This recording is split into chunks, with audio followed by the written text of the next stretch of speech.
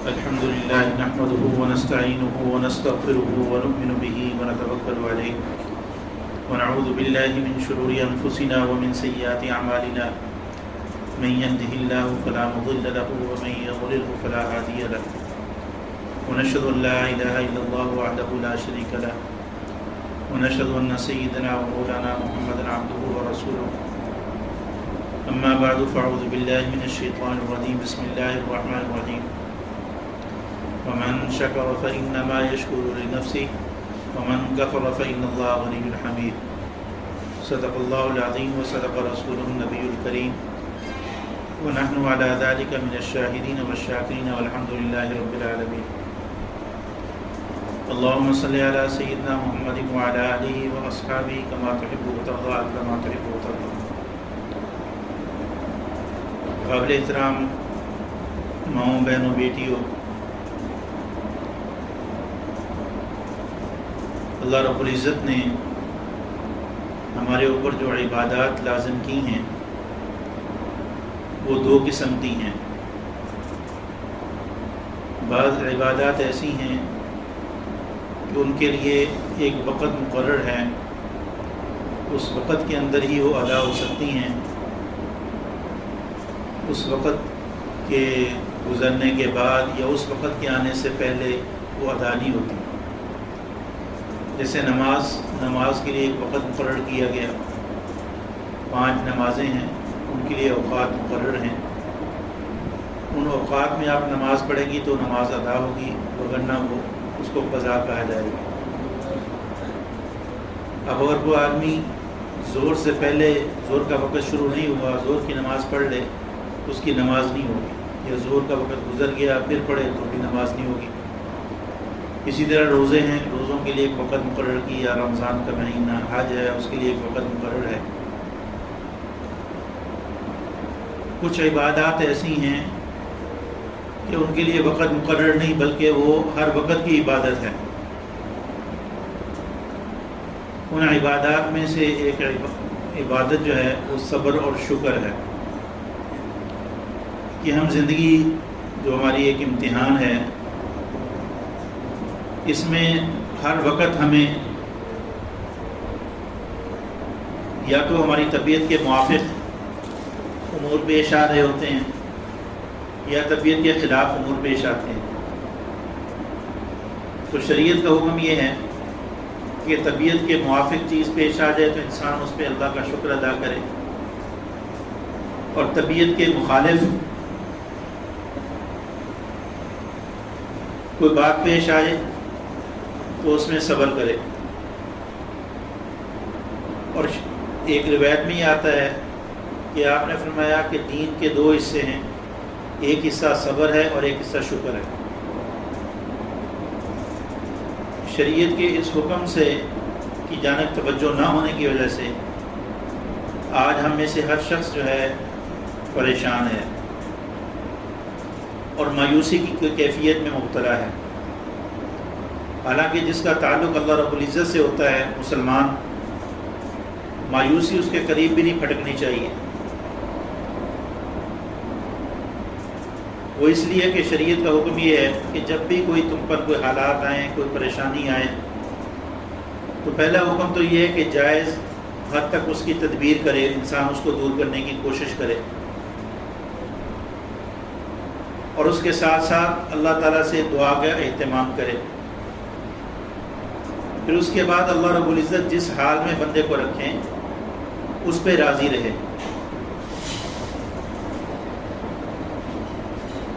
لیکن ہمارا حال یہ ہوتا ہے کہ جب بھی کوئی پریشانی آتی ہے تو ہم اسی پریشانی کو اپنے ذہن پر سوار کر لیتی ہیں، اور جو اللہ نے پہلے نعمتیں دے رکھی ہوتی ہیں ان نعمتوں کی جانب ہماری توجہ نہیں ہوتی، اور پھر وہ پریشانی بھی ہمارے اوپر بڑھ جاتی ہے اور ہم میں سے ہر کوئی جو ہے وہ ٹینشن میں مبتلا ہو جاتا ہے. تو سب سے پہلی بات تو یہ ہے کہ اگر ہم پریشانی، کوئی ہمارے اوپر پریشانی آئی بھی تو اللہ نے کتنی پریشانیوں سے ہمیں بچا رکھا ہوتا ہے اس وقت. اگر ایک نعمت کو ہم سے چھنتی ہے یا نعمت کو ایک نہیں مل رہی تو اس سے ہٹ کر کتنی نعمتیں جو ہیں وہ ہمیں حاصل ہوتی ہیں. تو ہماری توجہ جو نعمتیں حاصل ہوتی ہیں ان کی طرف نہیں ہوتی، بلکہ جو چیز نہیں ہے اس کی جانب ہوتی ہے اور اس کو اپنے ذہن پر سوار کر لیتی ہیں اور پریشان ہوتی ہیں۔ تو اس طرح ہماری زندگی پریشانی میں گزرتی ہے۔ اگر ہمارا مزاج یہ بن جائے کہ جو اللہ کی نعمتیں ہمارے اوپر ہیں ہم ان کو پیش نظر رکھیں، تو پھر یہ جو وقتی طور پر کوئی تھوڑی بہت پریشانی آتی ہے تو انسان اس کو پھر جو ہے وہ اپنے ذہن پر سوار نہیں کرتا، اس کے لیے اللہ کی جانب متوجہ تو ہوتا ہے، اللہ سے مانگتا تو ہے، لیکن بے صبری کا مظاہرہ نہیں کرتا۔ حضور صلی اللہ علیہ وسلم کی سیرت سے ہمیں یہ سبق ملتا ہے۔ لیکن دنیا میں کوئی بھی انسان ہے، خواہ وہ بادشاہ ہے، خواہ وہ غریب ہے، امیر ہے، غریب ہے، وزیر ہے، جو بھی ہے، مسلمان ہو کافر ہو، تو ہر ایک کو خوشی بھی ملتی ہے، پریشانی بھی آتی ہے۔ ایسا نہیں کہ ہر ایک کو خوشیاں ملیں، ایسا بھی نہیں کہ ہر ایک کی زندگی پریشانیوں سے بری ہو۔ تو یہ دنیا جگہ ہی ایسی ہے، ہمیشہ کی راحت کے لیے اللہ تعالیٰ نے آخرت رکھی ہے۔ دنیا میں اللہ رب العزت اپنے بندوں کو یہ آزماتے ہیں، کسی کو کوئی نعمت دے کر آزما رہے ہیں، کسی سے کوئی نعمت لے کر آزما رہے ہیں۔ یہ دنیا ہے یہ آزمائش کی جگہ، بلکہ سب سے زیادہ پریشانیاں آزمائشیں انبیاء علیہ السلام پر آتی ہیں، اور پھر آپ نے فرمایا جو انبیاء کے جتنے قریب ہوتا ہے اتنی اس پر پریشانیاں زیادہ آتی ہیں۔ اور ایک روایت میں ہے کہ اس کا مفہوم یہ ہے کہ اللہ رب العزت اپنے بندے کو کسی اعلیٰ مقام سے نوازنا چاہتے ہیں تو بندہ عبادت کے ذریعے وہ مقام حاصل نہیں کر سکتا، تو اللہ رب العزت اس کو کسی نہ کسی پریشانی میں مبتلا کر دیتے ہیں، کبھی کسی بیماری میں مبتلا کر دیتے ہیں، تو مالی تنگی میں مبتلا کر دیتے ہیں، اور مقصد یہ ہوتا ہے کہ وہ اس پر صبر کرے گا اور پھر اللہ تعالیٰ اس کو وہ مقام عطا فرمائیں گے۔ عبداللہ بن محمد تبع تابعی ہیں، وہ اپنا ایک واقعہ نقل کرتے ہیں کہ میں ایک جنگی جہاد کے سفر کے سلسلے میں مصر کے صحرائی علاقے میں تھا، تو وہاں جو خیمہ میں کچھ لوگ رہتے تھے،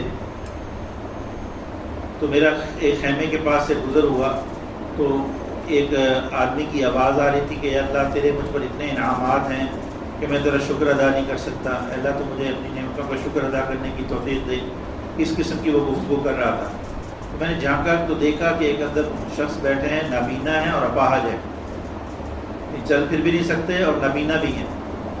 تو میں ان کے پاس چلا گیا، میں نے ان سے جا کے کہنے لگا بھی آپ نہ تو چل پھر سکتے ہیں اور نہ ہی آپ جو ہے وہ دیکھ سکتے ہیں، پھر آپ کیسے کہہ رہے ہیں کہ اللہ آپ کے مجھ پر اتنے انعامات ہیں؟ تو وہ فرمانے لگے کہ اللہ نے مجھے لاکھوں سے بہتر رکھا ہوا ہے، ایمان کی دولت دے رکھی ہے، باقی اعضاء سلامت ہے، باقی اعضاء میں تو کوئی پریشانی تو نہیں ہے، تو اس لیے میں اللہ کا شکر ادا کر رہا ہوں۔ میں نے ان سے کہا کہ میری لائق کوئی خدمت ہو تو بتاؤ۔ تو کہنے لگے کہ میرا ایک ہی بیٹا ہے جو میری خدمت کیا کرتا ہے، وہ کل سے لاپتہ ہے، آیا نہیں، اس کو تو تلاش کر دو۔ تو میں نے ان سے اس بچے کی عمر اور کیفیت وغیرہ پوچھی، کتنی عمر کا ہے، کیسا ہے، تو انہوں نے بتایا۔ تو کہتے میں باہر تلاش کرنے کے لیے نکلا، تو آگے تھوڑی دور میں گیا ہوں تو صحرا میں ایک لاش پڑی ہوئی تھی۔ تو جو اس نے اپنے بچے کا حلیہ وغیرہ جو چیزیں مجھے بتائی تھیں تو وہ انہی کے مطابق تھا، یعنی گویا کہ اس کے بیٹے کی لاش تھی۔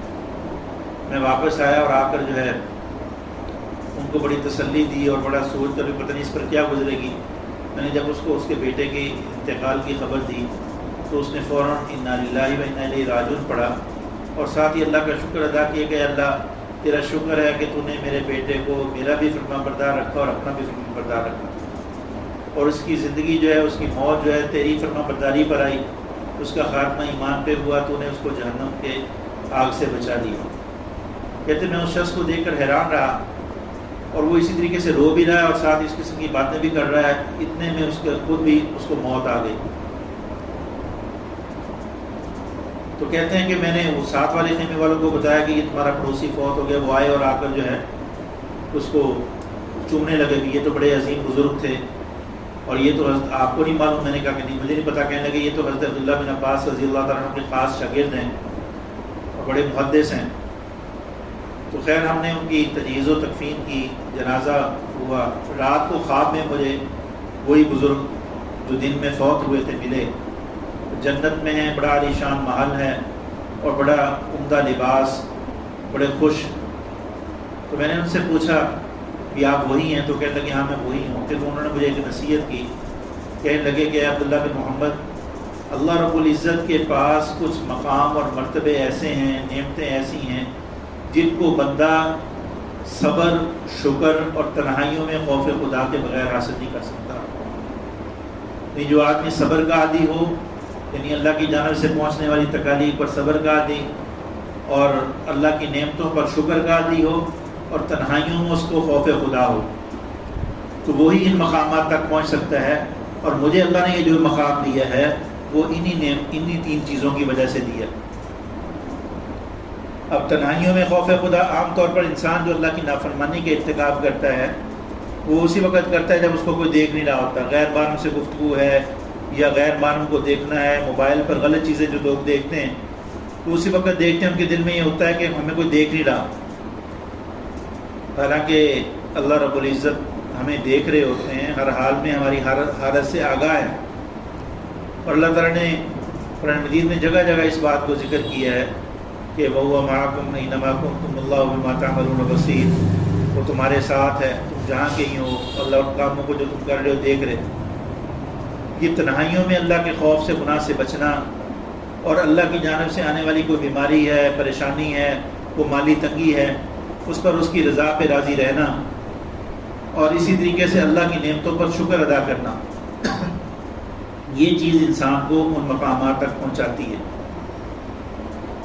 ہمارا حال یہ ہوتا ہے کہ جب کوئی نعمت ملتی ہے تو آپ اس سے باہر ہو جاتے ہیں، اور اگر کوئی تکلیف آتی ہے تو ہم کہتے ہیں کہ پتہ نہیں ہم سے تو کوئی گناہ ہی نہیں ہوا جو یہ ہم پر کیوں آیا. حالانکہ تکلیف کا آنا کوئی گناہ کی وجہ سے نہیں ہوتا.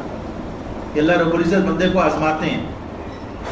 اور صبر صرف تکلیف پر، یعنی ایک تو بدنی تکلیف ہے، بیماری ہے، اسی طریقے سے کسی سے کوئی ناگوار بات سن لی، کسی نے کوئی آپ کا مذاق اڑا لیا، کوئی طنز کر دیا. اب اس موقع پر بھی شریعت کا حکم وہ صبر کا ہے کہ انسان اپنے آپ کی اپنی زبان پہ کنٹرول رکھے، جیسا اس نے کہا اس کے ساتھ مقابلے میں ویسے لگے. اب ہمارے گھروں میں جو لڑائیاں ہیں، ساس بہو کی لڑائی ہے اور دیگر معاملات جو ہیں، تو اس میں بھی بنیادی وجہ جو ہے وہ اسی بات کی ہوتی ہے کہ ایک نے کوئی بات کر دی، دوسری کہتی کہ میں اس سے کون سا کم ہوں، تو چار وہ آگے اور سنا دیتی ہے. اس سے معاملات بگڑ جاتے ہیں، بڑھ جاتے ہیں. حالانکہ جیسے میں نے پہلے بھی عرض کیا کہ ہم زندگی کے ہر معاملے میں ہم نے اللہ کے آگے جا کے جواب دینا ہے. جس آدمی یا خاتون یا عورت مرد کے دل میں یہ بات بیٹھ گئی کہ مجھے اللہ کے سامنے جانا ہے اور اپنی زندگی کے ہر عمل کا حساب دینا ہے، تو وہ ہر معاملے میں سوچ سمجھ کر جو ہے قدم اٹھائے گا. خیر میں عرض یہ کر رہا تھا کہ اللہ کی طرف سے جو اگر پریشانی آئے، کوئی بیماری آئے، تو بندہ کو صبر کا دامن ہاتھ سے نہیں چھوڑنا چاہیے. اللہ سے مانگے، یعنی جائز حد تک اسباب اختیار کرے، جتنا بس میں ہے اس کو ظاہر کرنے کی کوشش کرے اور اللہ سے مانگتا رہے. لیکن اس کے باوجود اگر ٹھیک نہیں ہو رہا تو بے صبری کا مظاہرہ نہ ہو، لوگوں کے سامنے شکوے شکایتیں نہ ہوں. ہمارے بزرگ گزرے ہیں مفتی شفیع صاحب رحمۃ اللہ علیہ، وہ ایک دفعہ اپنی بیٹی سے ملنے کے لیے گئے تو بیٹی نے درد سے کرا رہی تھی. تو فرمانے لگی بیٹا کیا ہوا؟ تو بیٹی کہنے لگی کہ ابا جان یہ دانت بھی عجیب ہیں، جب آتے ہیں اس وقت بھی تکلیف دیتے ہیں، جب جاتے ہیں اس وقت بھی تکلیف دیتے ہیں، میرے دانت میں درد ہے. تو فرمانے لگے کہ بیٹا تمہیں اس کے آنے اور جانے کی تکلیف یاد رہی، اور درمیان میں جو 40 50 60 سال تم نے اس سے اللہ کی منو نعمتیں کھائیں وہ تم بھول گئی، ان کا شکر ادا کرنا بھول گئی. تو ہم پر بھی اگر کوئی پریشانی آئے تو پہلے تو ہم اس بات کی عادت ڈالیں کہ دن بھر سوچیں کہ اللہ تعالیٰ نے ہم پر کتنے انعامات کر رکھے، ان پہ ہم اللہ کا شکر کرنے کی عادت ڈالیں. زبان سے بھی اللہم لک الحمد ولک الشکر یا الحمدللہ پڑھیں، اور اس کے ساتھ ساتھ ان نعمتوں کو اللہ کی نافرمانی سے بچائیں. کیونکہ حقیقی شکر یہ ہے کہ انسان اللہ کی نافرمانی سے، اللہ کی اطاعت کردہ نعمتوں کو اللہ کی نافرمانی میں نہ لگائے. اللہ نے اگر ہمیں مال دیا ہے، دولت دی ہے، عہدہ اور منصب دیا ہے، خوبصورتی دی ہے، لباس دیا ہے، خوشحالی دی ہے، ٹھیک ہے، یہ اعضاء سے ہی سارے دیے ہیں، تو ان اعضاء سے ہم اللہ کی نافرمانی نہ کریں اور اللہ کا جو حکم ہماری جانب متوجہ ہو اس کو ہم ادا کریں۔ اب جس طریقے سے نماز کا وقت آ جائے تو نماز پڑھنا ضروری، اسی طریقے سے اللہ رب العزت کی طرف سے کوئی نعمت ملے تو اس پر شکر ادا کرنا بھی ضروری ہے۔ اور اس شکر ادا کرنے کا فائدہ کیا ہے؟ شکر ادا کرنے کا فائدہ یہ ہوگا کہ اللہ تعالیٰ اس نعمت کو بھی باقی رکھیں گے بلکہ اور بھی بڑھائیں گے۔ ابھی جو میں نے آیت پڑھی اس میں اللہ فرماتے ہیں وَمَنْ شَكَرَ فَإِنَّمَا يَشْكُرُ لِنَفْسِهِ، جو شکر ادا کرتا ہے وہ اپنے فائدے کے لیے شکر ادا کر رہا ہے۔ اللہ رب العزت ہماری تعریف سے بے پرواہ، ان کو کوئی ضرورت نہیں، نہ ہماری عبادت کی ان کو ضرورت ہے، اس میں ہمارا اپنا فائدہ ہے۔ اللہ تعالیٰ نے جو ہمیں احکامات دیے ہیں ان کے مطابق ہم زندگی گزاریں گے تو اس سے ہماری یہ دنیا ہی پرسکون بنے گی۔ پاکیزہ زندگی ہماری اسی وقت ہوگی جب اللہ کے نبی صلی اللہ علیہ وسلم کی تعلیمات کے مطابق زندگی گزاریں گے۔ اور اللہ فرماتے ہیں وَمَنْ كَفَرَ فَإِنَّ اللَّهَ غَنِيٌّ حَمِيدٌ، جو ناشکری کرتا ہے تو اللہ بے پرواہ ہے، ساری تعریفیں اسی کے لیے ہیں، وہ کسی کی تعریف کا محتاج نہیں ہے، کسی کی عبادت کا محتاج نہیں ہے۔ تو اس میں شکر کرنے سے فائدہ ہمارا ہے اور ناشکری سے بچنے سے فائدہ ہمارا ہے۔ تو اگر ہم ناشکری کریں گے تو اللہ تعالیٰ اس نعمت سے پھر محروم کر دیتے ہیں۔ تو زندگی میں ہر شخص پر کوئی نہ کوئی حالات آتے ہیں، روزانہ آتے ہیں، آپ کی طبیعت کے موافق باتیں پیش آئے گی، اولاد کے سلسلے میں بھی، اہل و عیال کے سلسلے میں بھی، عزیز و اقارب کے سلسلے میں بھی، تو اس میں صبر کا دامن ہاتھ سے نہ چھوٹے اور اللہ سے دعا کا اہتمام ہو۔ جتنی کثرت سے ہم اللہ سے مانگیں گے اتنا ہی اللہ کی رحمتیں ہماری جانب متوجہ ہوں گی۔ اور بس اوقات انسان ایک تکلیف کو دور کرنے کے لیے اللہ سے دعا مانگتا ہے، اللہ رب العزت جو ہے اس سے بڑی تکلیف جو ہے اس کو اس دعا کی برکت سے اس سے محفوظ کرتے ہیں۔ اس لیے ایک روایت میں آپ نے فرمایا کہ دعا ان تکالیف کے لیے بھی نفع مند ہے جو انسان کو پر آئی ہوئی ہیں اور ان کے لیے بھی نفع مند ہے جو ابھی تک نہیں آئی، کیونکہ دعاؤں کی برکت سے اللہ تعالیٰ ان تکالیف کو دور کرتا ہے۔ تو ایک تو دعا کی عادت ڈالیں، اللہ سے خوب مانگا کریں ہر معاملے میں، جب بھی کوئی پریشانی آئے فوراً اللہ کی طرف بندہ متوجہ ہو، اللہ کے سامنے اپنی بے بسی کا اظہار کرے اور اللہ سے اس کی رحمت کا طلبگار ہو۔ اور ایک اس کا فائدہ یہ بھی ہوگا پھر آخرت میں یہ جو دعائیں دنیا میں قبول نہیں ہوتی ان پہ اللہ تعالیٰ جو اجر دیں گے تو اس موقع پر انسان خواہش کرے گا کہ کاش کہ دنیا میں میری کوئی دعا قبول ہی نہ ہوتی۔ تو بیماری تکلیف ہر آدمی پہ آتی ہے، کوئی بھی اس سے مستثنا نہیں، انبیاء پر بھی آئیں، بلکہ انبیاء پر زیادہ آئیں تکالیف، لیکن انبیاء علیہ السلام کی سیرت سے جو ہمیں سبق ملتا ہے وہ یہی ملتا ہے کہ صبر کا دامن ہاتھ سے نہ چھوٹے، یعنی تکلیف پر انسان دکھ کا اظہار بھی کر لیتا ہے لیکن وہ اللہ کی ناشکری والا کلمہ نہ نکلے زبان سے کہ ہمارے ساتھ ایسے کیوں ہوا، نہیں، اللہ کے ہر حال بندہ فیصلے پر راضی رہے۔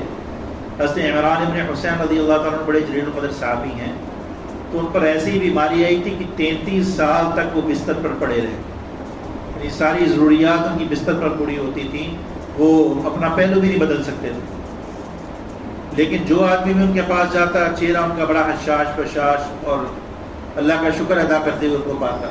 ایک دفعہ ایک شخص ان کے پاس گیا اور کہنے لگے کہ آپ اتنی سخت تکلیفیں مبتلا ہیں کہ 33 سال ہو گئے آپ بستر پر ہیں لیکن کبھی ہم نے آپ کی زبان سے ناشکری والی بات نہیں سنی۔ وہ فرمانے لگے کہ دیکھو یہ جو مجھ پر تکلیف آئی ہے میرے اللہ تعالیٰ کی طرف سے ہے، اور میرے اللہ جب میرے لیے اس تکلیف پر راضی ہیں تو میں بھی اپنے اللہ پر راضی ہوں، اللہ تعالیٰ مجھے اس کے بدلے میں کوئی زیادہ نوازنا چاہتے ہیں۔ اور واقعہ یہ ہے کہ دنیا کی تکلیف، دنیا کی راحت، یہ سب عارضی ہیں، ختم ہونے والی ہیں، اور آخرت کی راحت اور آخرت کا تکلیف نہ ختم ہونے والی ہے۔ اب اگر دنیا میں ہمیں کوئی تکلیف پہنچتی ہے ہم کو صبر اس پہ کر لیں اور اللہ کی رضا پر راضی رہیں، ٹھیک ہے، اور ملنے والی نعمتوں پہ شکر ادا کریں، اس کے بدلے میں اللہ تعالیٰ ہماری آخرت اچھی کر دیں، تو یہ بڑا سستا سودا ہے۔ تو ایک تو اس بات کی عادت ڈالیں، روزانہ اللہ کی نعمتوں کو سوچا کریں۔ ہمارے ایک بزرگ گزرے ہیں حضرت مولانا عبداللہ عارفی رحمۃ اللہ علیہ، وہ فرمایا کرتے تھے کہ میں تمہیں 5 کام بتاتا ہوں، جو آدمی ان 5 کاموں کو کرے گا وہ اللہ کا ولی بن جائے گا۔ پہلا کام یہ کہ فرمایا صبح سو کر اٹھنے سے لے کر رات سونے تک جو بات تمہاری طبیعت کے موافق پیش آ جائے اس پر زبان سے الحمدللہ کہا۔ صبح آپ نے نماز کے لیے اٹھنا تھا، اللہ تعالیٰ نے اٹھا دیا، نماز پڑھنے کی توفیق دی، الحمدللہ، اور جو ہے رات نیند صحیح طریقے سے آگے اٹھ کے الحمدللہ پڑھا، اور اسی طریقے سے کھانا وقت میں ہو گیا تیار الحمدللہ، اور جتنے بھی کام طبیعت کے موافق جو امور پیش آئیں اس پر الحمدللہ پڑھا، اور طبیعت کے خلاف جو چیز سامنے آ جائے تو اس پر زبان سے انا للہ و انا الیہ راجعون پڑھو۔ ہم نے سمجھ لیا کہ انا للہ صرف اسی وقت پڑھنا جب کسی کی فوتگی کی اطلاع ہو، نہیں، لیکن شریعت کا حکم یہ ہے کہ جب بھی کوئی تکلیف بندے کو پہنچے، حتیٰ کہ کانٹا بھی چبھے یا کوئی پریشانی آتی ہے، تو انا للہ و انا الیہ راجعون پڑھے۔ تو اس کے پڑھنے سے ایک تو اللہ تعالیٰ اجر بھی بہت دیتے ہیں، دوسرا بندے کو حوصلہ بھی آ جاتا ہے۔ اب انا للہ و انا الیہ راجعون کا معنی ہم سب اللہ کے ہیں، جب سب اللہ کے ہیں تو اللہ کی طرف سے ہمارے اوپر جو حالت آئی ہے تو اس میں ہمارے لیے بہتری ہوگی، اور یہ کوئی چیز ہم سے جو چھن گئی ہے یا کوئی جدائی ہو گئی ہے تو یہ جدائی عارضی ہے، انا الیہ راجعون، ہمیں اسی کی طرف لوٹ جانا ہے، پھر اللہ تعالیٰ ہمیں اس کا بدلہ بھی دیں گے۔ اور تیسرا فرمایا کہ روزانہ کچھ وقت نکال کر استغفار کر لیا کرو، توجہ سے ندامت سے اپنے گناہوں کی معافی مانگ لیا کرو۔ اور چوتھا یہ کہ اگر تمہیں کوئی خیال دل میں آئے، پریشانی ہو، کہیں ایسا نہ ہو جائے، جیسے ہوتا ہے انسان کو مختلف چیزیں ڈر ہوتا ہے کہ کہیں یہ نقصان نہ ہو جائے، جب بھی ایسا کوئی خیال آئے فوراً اعوذ باللہ پڑھ لیا۔ اور فرمایا کہ 5واں رات جو ہے، رات کو شام کو کچھ وقت جو ہے وہ بیٹھ کے تنہائی میں اللہ کا ذکر کر لیا اور تھوڑا سا اپنے گناہوں سے معافی مانگ لی، کہتا دن بھر جو مجھ سے گناہ ہوئے ہیں میں ان کی معافی چاہتا ہوں۔ فرمایا کہ یہ 5 کام کرنا شروع کر دو تو اللہ کے ولی بن جاؤ۔ تو ہم بھی اس کی عادت ڈالیں، جو بات طبیعت کے موافق پیش آ جائے اس پر زبان سے الحمدللہ کہیں، اور جو بات طبیعت کے خلاف ہو تو اس پہ انا للہ و انا الیہ راجعون پڑھیں۔ اور جب بھی کوئی پریشانی آئے، کوئی مصیبت آئے تو ان نعمتوں پہ غور کریں جو اللہ تعالیٰ نے ہمیں پہلے عطا کر رکھی ہیں۔ ایک بزرگ کے متعلق آیا، ان کو ٹھوکر لگی، نیچے گرے اور ان کا دانت ٹوٹ گیا، فوراً کہنے لگے الحمدللہ، شکر ہے اس اللہ کا جس نے میری بینائی اور میری جو ہے وہ گویائی نہیں چھین لی، یہ صرف دانت ہی ٹوٹا ہے، باقی نعمتیں تو میرے پاس ہیں۔ اللہ پڑھا اور ساتھ ہی یہ جملہ کا۔ تو ہمارے اوپر اگر کوئی بیماری آتی ہے، کوئی تکلیف آتی ہے تو ہم مایوس نہ ہوں۔ دیکھیں اگر دنیا میں کوئی شخص امیر ترین ہے تو اس کو بھی سب کچھ چھوڑ کر چلے جانا ہے، غریب ترین ہے اس کو بھی چلے جانا ہے، اصل تو آخرت ہے۔ اب اگر اللہ تعالیٰ نے ہمیں کوئی مالی تنگی میں مبتلا کیا ہے تو ہم صبر کریں، تو قیامت کے دن اللہ تعالیٰ اس کے بدلے میں ہمیں بہتر بدلہ دیں گے۔ ایک روایت میں آتا ہے کہ جن لوگوں کو اللہ تعالیٰ نے مالی تنگی میں مبتلا کیا دنیا میں اور وہ اللہ کی رضا پہ راضی رہے، قیامت کے دن اللہ تعالیٰ فرمائیں گے کہ میں تمہارے تھوڑے عمل پہ راضی ہوں۔ اور جو لوگ مالی طور پر غریب ہوں گے قیامت کے دن امیروں سے 500 سال پہلے جنت میں جائیں گے، اور قیامت کا ایک دن جو ہے وہ 1000 سال کا ہے۔ تو دنیا کی زندگی کتنی ہے؟ 50 60 70 سالہ زندگی ہے۔ اب اگر اس میں ہم اللہ تعالیٰ نے جس حالت پہ رکھا اس کی رضا پہ راضی رہیں اور اس کے بدلے میں اللہ ہماری آخرت بنا دیں تو یہ بڑا سستا سودا ہے۔ اور اسی طریقے سے اولاد کے سلسلے میں جو پریشانیاں پیش آتی ہیں تو اس کا بھی بہترین حل جو ہے وہ اللہ سے مانگنا ہے، کہ ہم اللہ کی رحمت سے مایوس نہ ہوں، اللہ سے مانگا کریں ان کے لیے، ان کی ہدایت کی دعا، ان کی بہتری کی دعائیں۔ جتنا ہم اللہ سے مانگیں گے اتنا ہی اللہ کی رحمت متوجہ ہوگی۔ اللہ رب العزت کے ہاں دیر تو ہے، اندھیر نہیں۔ ہم یہ چاہتے ہیں کہ بس فوراً مانگیں فوراً قبول ہو جائے، نہیں، اللہ تعالیٰ بس اوقات بندے سے منگواتے رہتے ہیں تاکہ اس کو اجر بھی زیادہ دیں اور پھر بعد میں اس کی قبولیت بعد میں ظاہر ہوتی ہے۔ اسی باتوں کا اہتمام کریں کہ یعنی آج کے درس کا حاصل یہ ہے کہ ہم روزانہ اپنی زندگی میں جو اللہ نے ہمیں نعمتیں عطا فرما رکھی ہیں ان پہ اللہ کا شکر بھی ادا کریں اور ان کو اللہ کی نافرمانی سے بچائیں، نافرمانی میں استعمال نہ کریں۔ اور دوسرا کوئی تکلیف، کوئی پریشانی، خلاف طبیعت بات پیش آ جاتی ہے اس پر صبر کا مظاہرہ کریں اور جائز حد تک اس کو دور کرنے کی کوشش کریں، تدبیر اختیار کریں اور اللہ سے مانگنے کا بھی اہتمام ہو۔ اور اگر وہ چیز ایسی ہے کہ اس کی تدبیر نہیں ہو سکتی تو پھر آخری حل جو ہے وہ اللہ سے مانگنا ہے کہ اللہ کا در نہ چھوٹے، اور جس تکلیف کے بعد اللہ سے مانگنے کی توفیق مل جائے وہ تکلیف نہیں، وہ اللہ کی جانب سے انعام ہے کہ اللہ تعالیٰ نے اپنی ذات سے مانگنے کی توفیق دے دی۔ اور جب بندہ اللہ سے مانگتا ہے پریشانی میں، تکلیف میں، تو بندے کا اللہ تعالیٰ حوصلہ بڑھا دیتے ہیں اور اس تکلیف کو برداشت کرنا اس کے لیے آسان فرما دیتے ہیں۔ یہ ایسا ہی ہے جیسے ایک بندے کا دنیاوی طور پر کوئی پریشانی آ جائے اور اس کا کسی بڑے عہدے والے سے تعلق ہو اور اس کو کار ملا دے تو اس سے بات ہو جائے تو بندے کو حوصلہ ہو جاتا ہے۔ تو ایسے اللہ رب العزت کو ہم اپنے دکھ درد سنانے کی عادت ڈالیں جو بھی ضرورت ہے اللہ سے مانگیں، اللہ کے آگے پیش کریں. تو اس سے ایک تو اللہ تعالیٰ ہمیں حوصلہ بھی دیں گے اور جو ہے وہ اللہ کی رحمتیں بھی متوجہ ہوں گی. اور اولاد کے سلسلے میں خاص طور پر جو پریشانیاں ہوتی ہیں اس سلسلے میں، اولاد کے سلسلے میں اللہ سے خوب مانگا جائے. اتنا مانگیں گے اللہ تعالیٰ اتنی آسانیاں پیدا کریں گے. اللہ تعالیٰ سے دعا ہے اللہ تعالیٰ ہمیں عمل کی توفیق نصیب فرمائے. وآخر دعوانا الحمدللہ رب العالمین.